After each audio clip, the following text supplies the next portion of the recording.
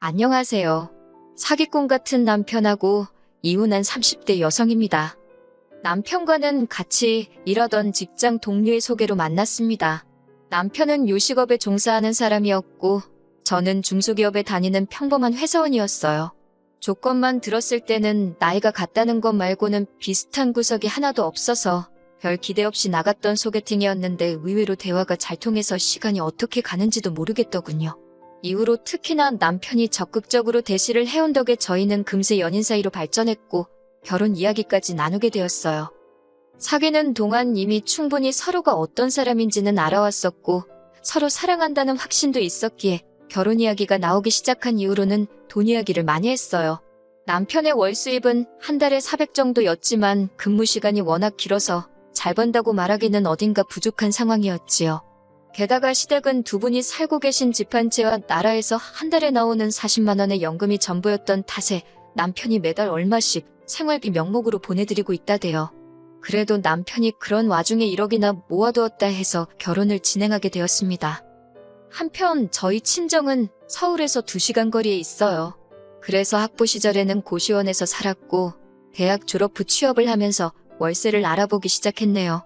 그러자 친정어머니께서 8천만 원을 주시면서 여기에 대출받아서 차라리 아파트를 하나 사라시더군요.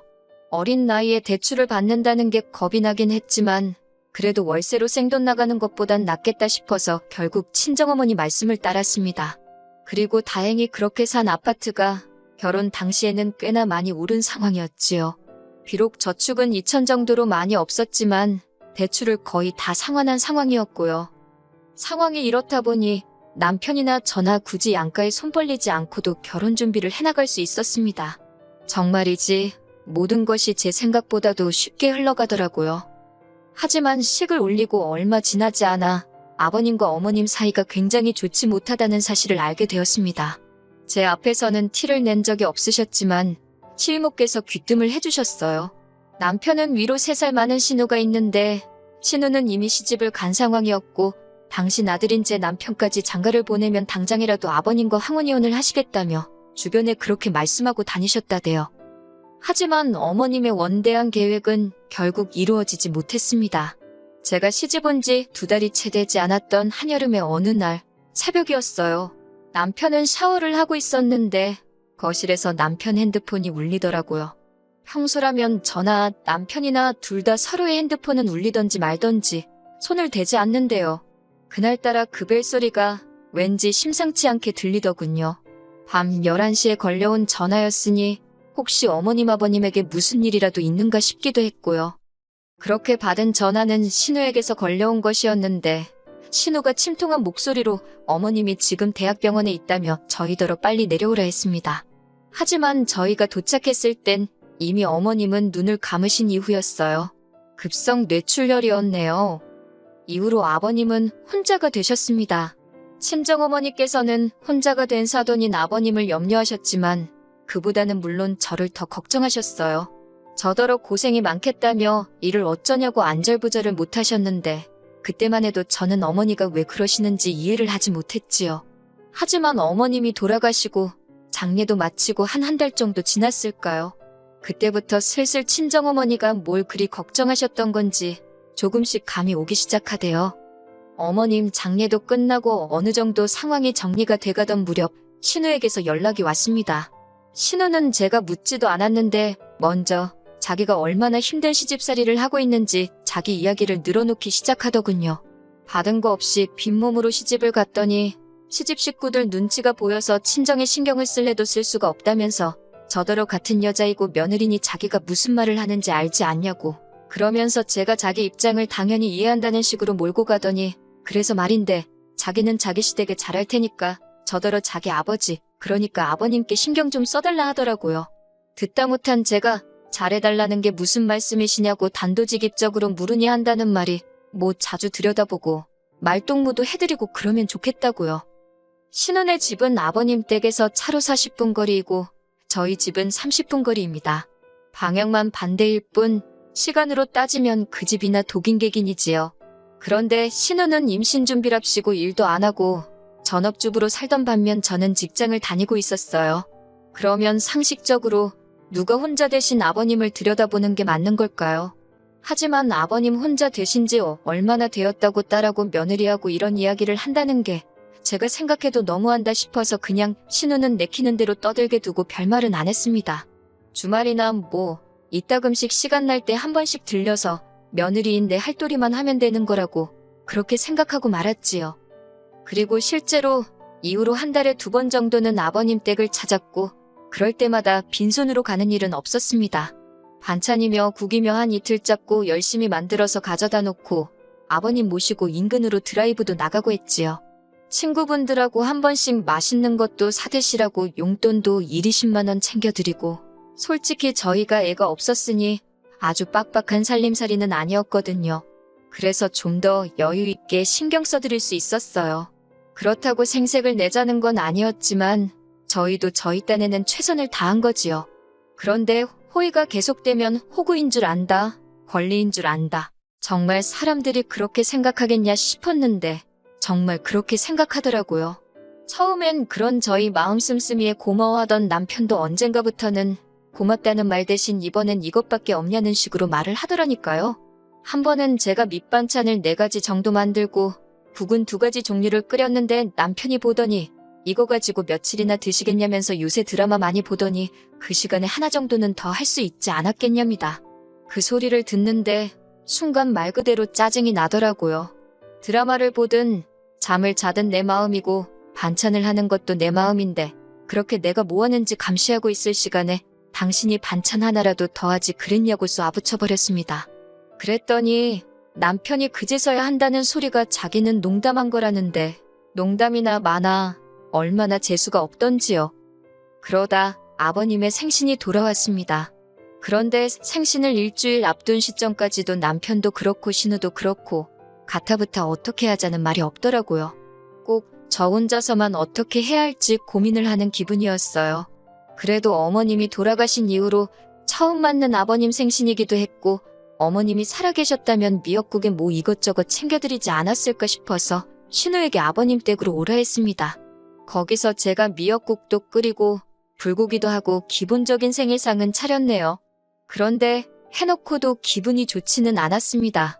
솔직히 제가 생색내고 싶어서 한 건 아니었지만 누구 하나 수고했다, 고생했다 하는 사람이 없더라고요. 마치 당연히 제 일이었다는 듯 아버님은 심지어 당신은 소고기 미역국보다 홍합 미역국을 더 좋아한다면서 몇 수저 들지도 않으시대요. 아니 누가 저한테 아버님 홍합 미역국 좋아한다고 알려준 사람이 있기란가. 그렇다고 제가 무슨 사전 조사라도 했어야 하는 건지 허탈하고 허무하더라니까요. 그래서 이후로는 솔직히 그간 반찬이고 뭐고 아버님 댁에 해가던 것들을 서서히 줄였습니다. 그 무렵 직장에서 승진을 하면서 일이 많아지기도 했고요. 다른 사람들이 어떻게 생각할지 모르겠지만 어찌됐건 저한테는 제 일과 가정이 먼저였지 아버님을 챙겨드리는 건 어디까지나 제 호의로 하는 일이었으니까요. 그렇게 한 달쯤 지났을 무렵 또다시 신우에게서 연락이 왔습니다. 자기가 엊그제 아버님 댁에 다녀왔는데 냉장고도 텅텅 비어있고 빨래도 쌓여있고 청소도 하나도 안 되어 있더라면서 그래서 자기가 그거 다 해놓고 나오느라 죽는 줄 알았다고 어찌나 앓는 소리를 하던지요. 그런 신우에게 저는 그러셨나고 고생 많이 하셨다 했습니다. 그랬더니 신우가 한다는 말이 자기가 제 할 일을 대신 해준 거라는데 황당하더라고요. 제가 신우더러 그게 왜 제 할 일이냐 하니까 신우가 그럼 시아버지를 며느리가 챙기지 누가 챙기냐고 그래요. 어찌나 뻔뻔하게 말하는지 순간 신우가 머리에 총 맞았나 그런 생각이 들더라니까요. 결국 신우더러 아버님이 저하고 피 한 방울이 섞이길 하셨냐, 아버님이 저를 키우기를 하셨냐, 아버님 은혜를 입은 언니든 아니면 제 남편이든 두 사람이 챙겨야지. 어디 가서 그런 말씀 하지 마시라고 남들이 이상하게 본다고 쏘아붙였어요. 이후로 신우도 빈정이 많이 상했는지 저에게 아버님 일로 연락을 해오는 횟수가 부쩍 줄었습니다. 솔직히 처음엔 어찌됐건 신우랑 사이가 틀어졌으니 마음이 편치는 않더라고요. 하지만 그것도 이내 있게 된 게 신우랑 틀어지고 아버님 일도 덜 신경 쓰기 시작하니까 제 시간도 많아지고 그래서 굳이 상황을 나아지게 하려는 어떤 노력 같은 걸 안 했습니다. 긁어부스럼이란 말도 있잖아요. 그러다 남편을 통해 신우의 소식을 듣게 되었는데 신우가 취직을 했답니다. 신우 집 근처에 있는 마트에서 일을 하게 되었다고요. 전업주부 생활을 즐기는 줄 알았더니 어쩐 일로 일을 다 하나 싶었지만 굳이 묻지는 않았어요. 어쨌든 잘 됐네 하는데 남편이 하는 말이 가관이 돼요. 남편이 이제 신우도 일을 하니까 아버님 돌보는 일은 제가 신경을 많이 써줘야 할 것 같답니다. 제가 남편더러 어이가 없다고 나는 결혼할 때부터 지금까지 한 번도 일을 쉰 적이 없는데 왜 신우가 일자리를 구했다고 아버님 챙기는 일이 내가 할 일이 되는 거냐며 물었습니다. 그러자 남편이 그러면 어쩌냐고 오히려 저에게 반문을 해요. 짜증이 나서 당신이랑 신우랑 둘이 머리를 맞대고 상의해보라고 나한테 떠넘길 생각하지 말라고 쏘아붙였어요. 하지만 제가 말은 그렇게 했지만 아예 아버님을 모른 척 할 수는 없잖아요. 그럴 생각도 없었고요. 그래서 예전처럼 한 달에 두세 번은 남편과 함께 때로는 혼자서 아버님을 찾았습니다.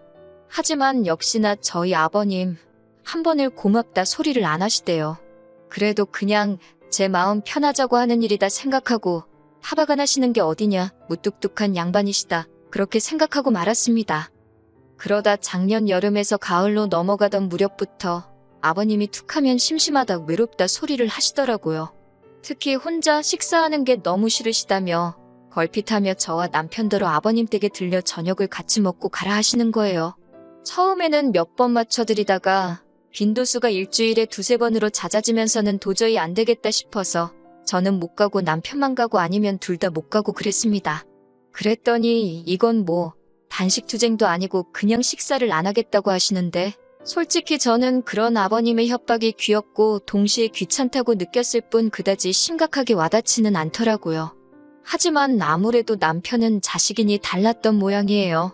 별 걱정 없는 저를 향해서 시부모도 부모라며 장인어른이 그러셨어도 이렇게 천하태평일 수 있냐는 둥 저러다 아버님 쓰러지시면 제가 책임질 거냐는 둥 걱정을 사서 하더라고요. 그러더니 급기야 하루는 자기가 아무리 생각해봐도 달리 떠오르는 방법이 없다면서 아버님을 모시고 살잡니다.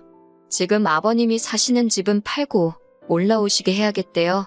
황당해서 지금 사는 집이 내 집인 건 알고 있냐. 그런데 그렇게 멋대로 결정을 하는 게 어딨냐. 안 된다 했습니다. 그랬더니 자기도 저랑 결혼할 때 빈손으로 온 거 아니라면서 무조건 모셔야겠다고 맞서더라고요. 남편이 1억을 들고 온 건 사실입니다. 하지만 그 1억 중 5천만 원이 남편이 몰고 다니는 차를 사는데 들어갔고 나머지 5천도 가정가구와 같은 혼수에 쓰였어요. 가정가구도 순전히 남편의 고집과 취향이 반영되다 보니 가격대가 올라갔을 뿐이고요. 그리고 저희가 살고 있는 아파트는 6억짜리였고 세금도 제 명의라는 이유로 오롯이 저 혼자 감당하기로 한 상황이었습니다. 그런데 갑자기 아버님을 모시고 오겠다니 저로서는 황당하기 짝이 없었지요. 저는 절대로 못 모시고 산다고 고집을 꺾지 않았습니다. 그랬더니 남편이 안 되겠다 싶었는지 저를 무슨 애 다루듯 슬슬 구슬르기 시작하대요. 아버님이 집 팔고 나면 그 돈이 다 누구 차지가 되겠냐. 효도한 자식 몫이 되는 거다. 그러니 우리가 모셔야 한다나 어쩐다나. 남편이 하도 간곡히 부탁하고 저도 마음이 편치 않아 이리저리 생각도 하고 계산도 하고 그러다 일단 아버님 집의 시세라도 알아봐야겠다 싶어서 부동산에 가서 물으니 시장이 안 좋아서 많이 받아야 2억이나 받겠다 하대요. 그러면서 공인중개사가 지나가는 말처럼 등기부등본을 한번 확인해보라길래 말대로 했습니다. 그랬더니 세상에 대출이 1억이 넘게 걸려있더라고요. 어이가 없어서 저는 그날 밤 남편더러 대출부터 시작해서 제가 알게 된 사실들을 이야기했습니다. 그런데 남편 반응이 생각보다 뜨뜻미지근한 게 마치 알고 있던 사람 같더라고요. 그러더니 순간 뭔가 제 뒤통수를 강하게 후려치는 느낌이 들었고 제가 남편에게 아버님이 받으신 대출이 혹시 당신이 결혼할 때 모았다며 들고 온 돈이냐 물었습니다. 그랬더니 남편이 아니라고 부정을 안 하더라고요. 그리고 얼마간의 시간이 흘렀을까요? 남편이 난데없이 미안하다 하더니 그래도 1억 전부는 아니고 3천은 자기가 모은 돈이 맞답니다. 황당하고 기가 차서 뭐라고 대꾸해야 할지도 모르겠더군요. 그런 저를 향해 남편이 한다는 말이 이제 저도 자기가 왜 아버님을 모시고 살자 하는지 좀 이해가 되지 않냐면서 우리가 결혼할 때 받은 것도 있으니 우리가 쓴 돈 갚는다 생각하고 모시고 살잡니다. 그놈의 우리가 소리를 얼마나 해대던지 화가 머리끝까지 난 제가 우리가 소리 한 번만 더 하면 입을 찢어놓겠다 했어요. 그리고 우리는 무슨 우리 개풀 뜯어먹는 소리 하지 말라고 애시당초 당신이 모아둔 돈이 3천밖에 없다 했으면 결혼을 좀 미루더라도 기다렸을 거라고 나한테 거짓말 친 것도 부족해서 책임은 같이 지자니 무슨 사람이 일이 뻔뻔하냐고 따지고 들었습니다. 이후로 남편은 저를 너무 사랑해서 그랬다. 놓칠까봐 무서웠다. 온갖 가머니설로 제 마음을 돌려놓으려고 하더라고요. 하지만 생각할수록 남편이 괘씸하고 그렇다고 혼자 지내실 아버님을 모른 척 하자니 제 마음이 너무 불편해서 말 그대로 이 꼴저 꼴 안 보고 지내는 게 최선이겠다 싶더라고요. 그래서 남편에게 헤어지자 했습니다.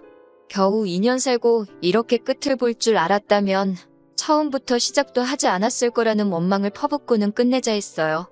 남편은 아버님 모시고 살자 소리는 다시 안 하겠다며 자기의 진심을 알아달라고 말 그대로 제 바짓가랑이를 잡고 늘어졌지만 제가 제 성격에 끌려다니게 될 걸 너무 잘 알았기에 냉정하게 뿌리쳤네요. 결국 남편은 제 집에서 나갔고 위자료는 따로 오가지 않았습니다. 가져온 1억에서 남편 차값과 결혼식 비용 그리고 남편이 우겨서 산 가정가구 등을 제외하고 나니 한 1,000만 원 정도 남더라고요. 신우가 그 1,000만 원은 돌려달라고 민사를 꺼내 어쩌네 하길래 걸라 했습니다. 이 부분은 앞으로 어떻게 될지 모르겠는데 적어도 저도 당하고만 있지는 않겠다는 생각이에요. 그렇게 헤어진 지 이제 막 2달이 되어가네요. 시간은 참 빨리 흘러가고 사람 마음도 금세 무뎌져 가지요. 남편의 행복을 빌어줄 정도로 제가 대인배는 못 되지만 적어도 아버님만큼은 어디 아프지 마시고 남은 여생 외롭지 않게 지내다 가셨으면 좋겠습니다.